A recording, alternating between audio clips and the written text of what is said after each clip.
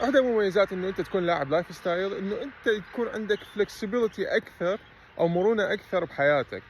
يعني من الاشياء اللي انا اشوفها كلش مريحة انه انا ما مجبور انه اسوي كارديو يومية بالجيم. ممكن انه انا اسوي خطوات وهذا الشيء كلش يكون كافي بالنسبة لي. ممكن انه اكون بالشارع او ممكن انه اكون بالشغل او اي مكان ثاني بحياتي. كل اللي اسويه انه اخلي الساعة مالتي واطلع اتمشى. احاول انه اجيب باليوم 10,000 خطوة يكون كلش كافي. اذا اكثر طبعا بعد احسن. مثل اليوم احنا الجو طيب فطالعين بدنا نتمشى بالمنطقة. خليني اشوفكم.